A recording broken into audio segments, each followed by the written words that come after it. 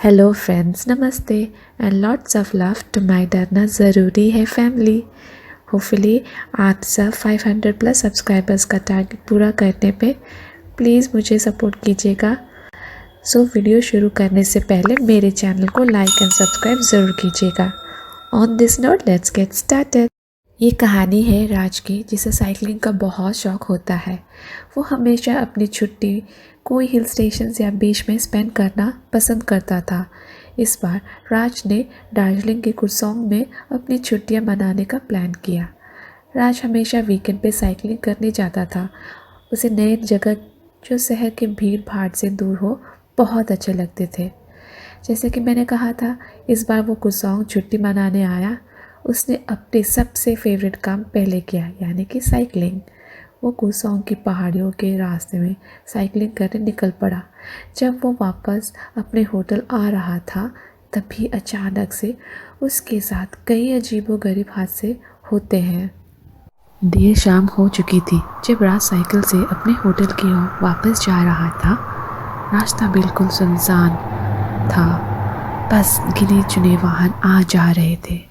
शाम जितनी सुहानी दिख रही थी उतनी डरावनी भी लग रही थी।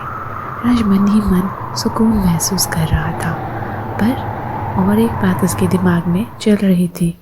वो साइकिल चलाते समय जब ऊपर आसमान में पूर्णमासी की चांद को देखता है और सोचता है, पूर्णिमा की रात, जगमगाते सितारे, गरजने वाले भेड़िए और अंधेरी रात की आवाज।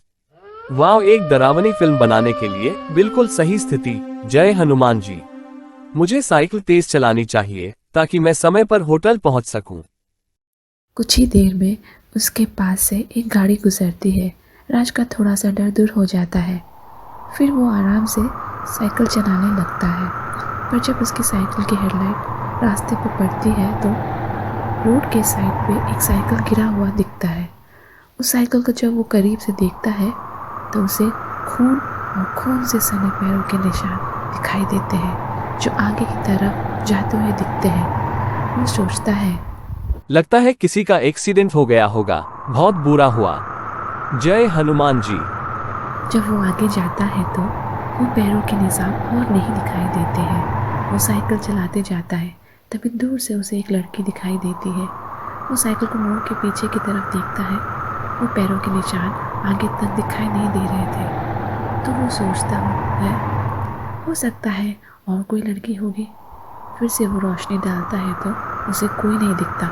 वो साइकिल तेज़ चलाने लगता है, पर वो लड़की दिखाई नहीं देती। उसे बस अंधेरा ही दिखाई देता है और वो लड़की भी कहीं उस अंधेरे में मानो गायब हो गई थी। तभी थोड़े ही दूर वो वही गाड़ी देखता है जो उसने पहले भी देखी थी, पर उसमें वो इंसान अपना सर स्टीयरिंग व्हील में मारते आ रहा होता है। उसे देख राज अपना बैलेंस खो देता है और साइन बोर्ड से टकरा जाता है। वो अपने आप को जैसे तैसे संभाल कर आगे बढ़ता है। उसे ये सब अजीब लग रहा था। तभी थोड़ी दूर उसे फिर से वही साइकिल खून और खून से बने पैरों के निशान दिखता है। उसे कुछ समझ में नहीं आ रहा था।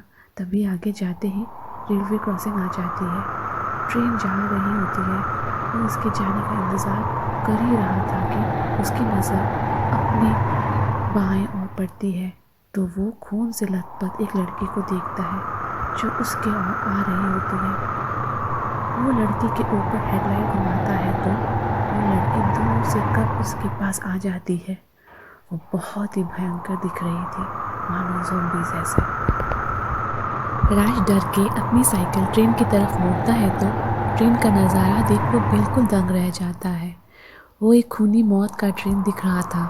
जब वो ट्रेन निकल जाती है, राज जल्दी से अपना साइकिल भगाता है। फिर से वो भयंकर खून से लथपथ लड़की दिखाई देती है। वो बस भगवान का नाम लेके अपनी साइकिल होटल की ओर तेज़ भगाता है।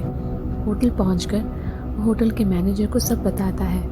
मैनेजर बस यही कहता है कि यहाँ के लोकल लोगों का ये क्या मानना है कि पूर्णमासी और अमावस्या के दिन देर रात कोई भी उसी रास्ते से आता जाता नहीं है।